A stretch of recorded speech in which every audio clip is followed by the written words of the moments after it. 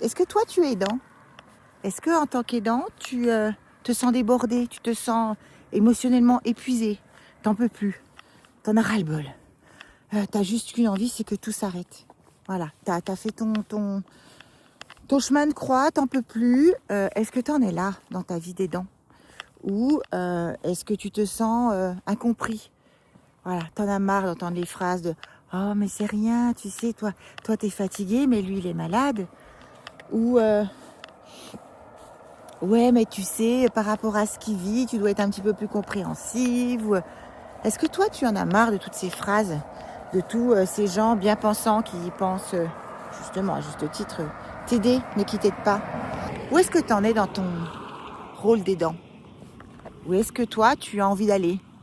Est-ce que tu penses que tu peux plus aller plus loin, tu n'iras pas plus loin que ça, tu es arrivé au bout? Comment tu te sens, toi? Je vais te dire un truc aujourd'hui. Bah t'as raison, on doit plus en pouvoir.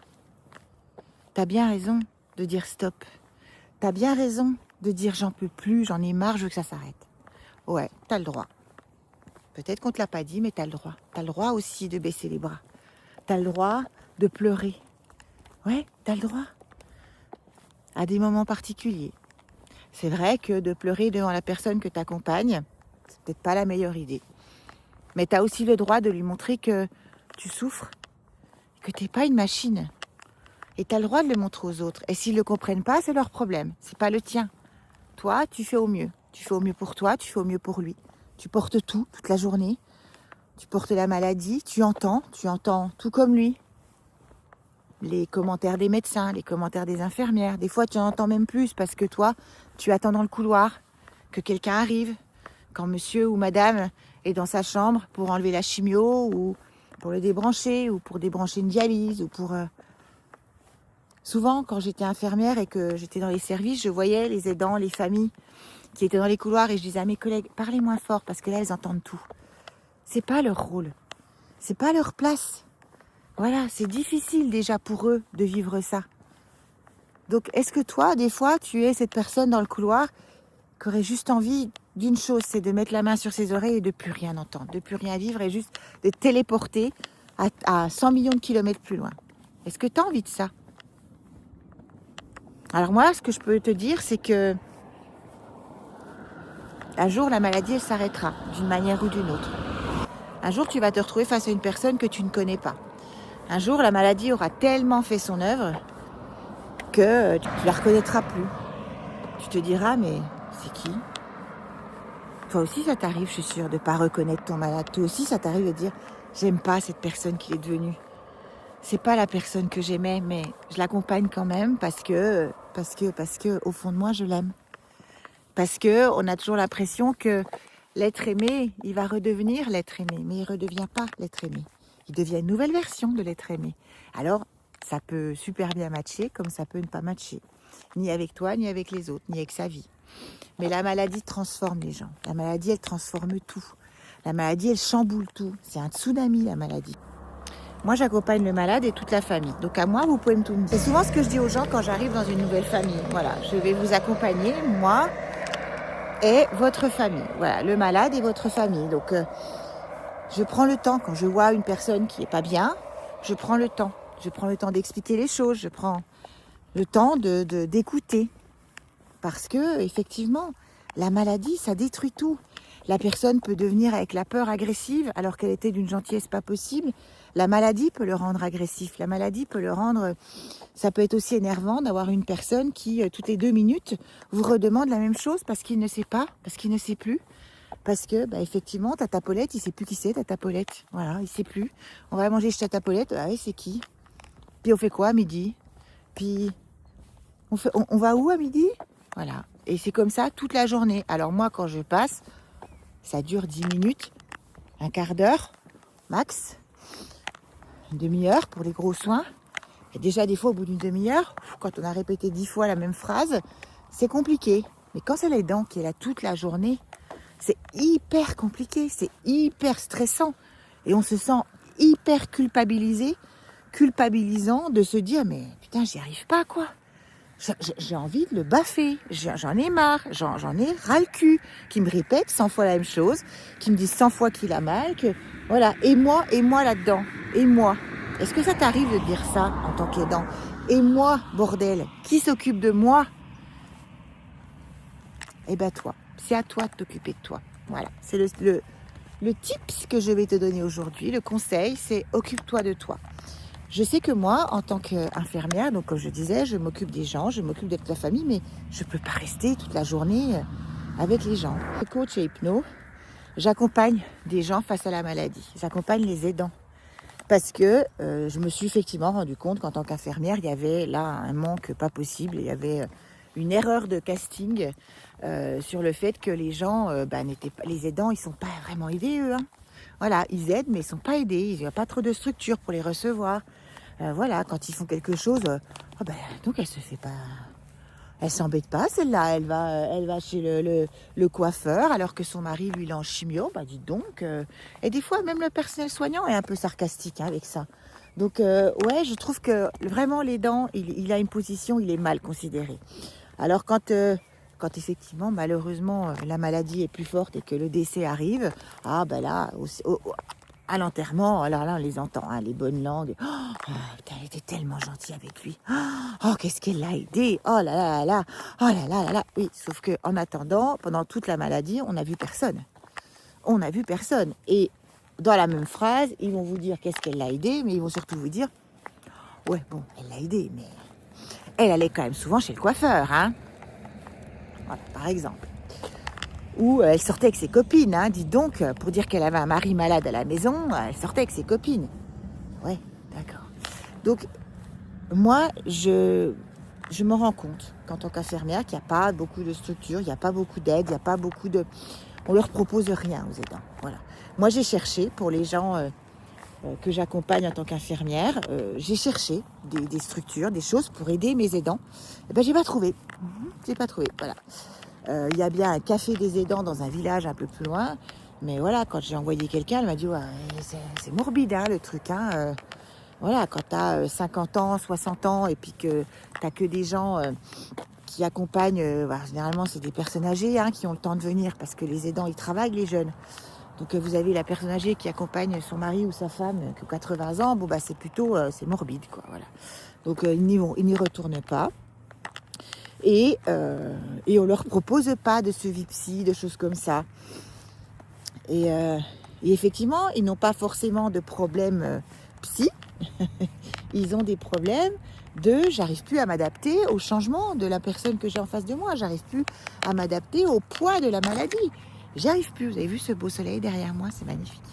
J'arrive plus à m'adapter au poids de la maladie. J'arrive plus à m'adapter à cette nouvelle vie. Parce que, encore une fois, c'est tout qui change, quoi. C'est la personne qui faisait 1m90, qui devient... qui faisait 1m90, 100 kg, qui en fait maintenant 60, voire qu'elle en fait 130 parce qu'elle a gonflé avec toutes les hormones qu'elle prend. Ça peut être la femme qui perd les cheveux, les sourcils, tous les poils, voilà, et qui a du mal à se retrouver dans son image. Oh, cette lumière derrière moi, c'est extraordinaire. Hein, j'adore. Juste dans le creux, là, c'est trop beau. Trop, trop beau.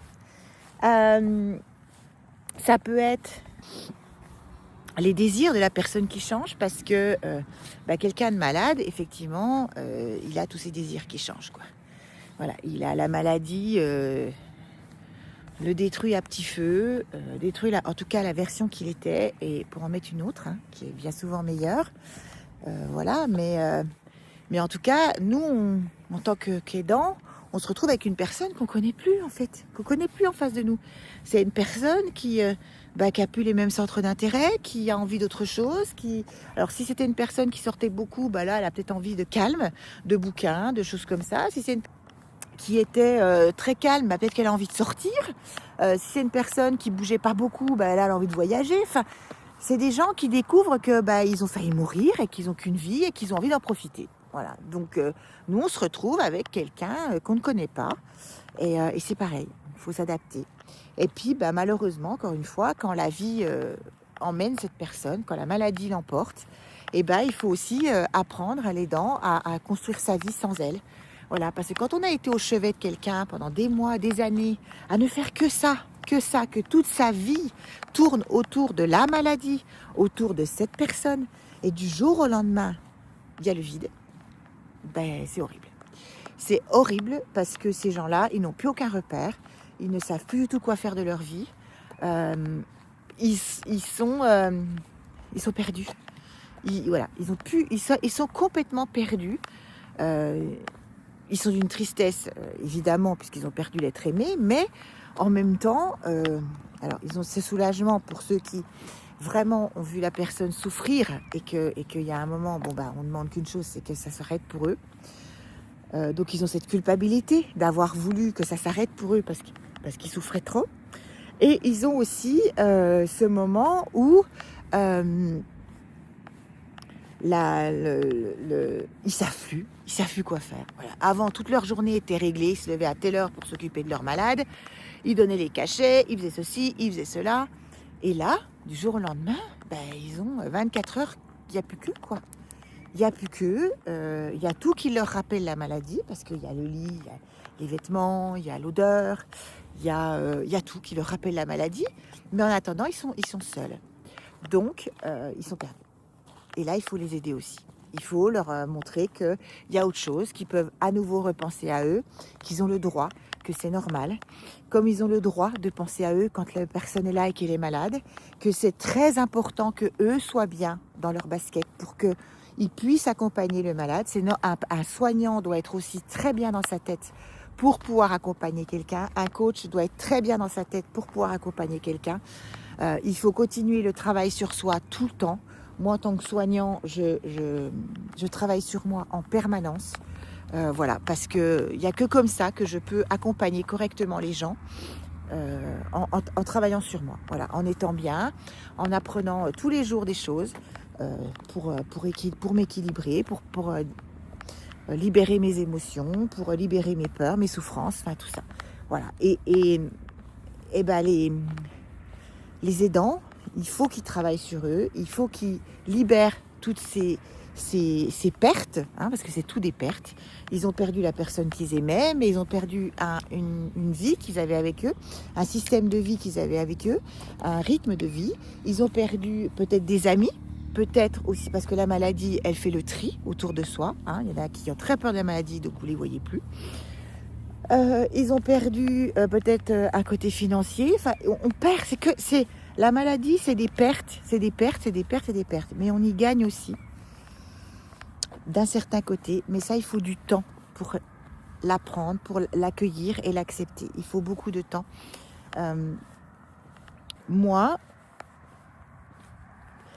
j'ai envie d'accompagner ces aidants. J'ai envie de vous aider. Voilà. J'ai envie d'être une personne sur laquelle vous pourrez venir vous poser de chez moi, dans un cocon, parler, être écouté, mettre en place des choses, des actions, faire peut-être une séance d'hypnose, peut-être faire un flacon de fleurs de bac. Je ne sais pas de quoi vous aurez besoin à ce moment-là, mais j'ai envie d'aider ces gens-là. J'ai envie de vous accompagner, de vous dire que vous n'êtes pas seul et que si besoin, ben vous me le mettez en commentaire et on discute. Voilà, juste on discute. Prenez bien soin de vous, de vos malades pour ceux qui aident. Regardez. Vous pouvez liker, partager, voilà. Vous pouvez me dire en commentaire si vous êtes aidant, si vous avez pu, comment vous avez vécu ce parcours d'aidant, quelle technique vous a aidé pour vous libérer, pour vous soulager. Dites-moi tout. Voilà, j'ai envie de tout savoir. Je suis un peu curieuse. J'ai envie de tout savoir. À bientôt.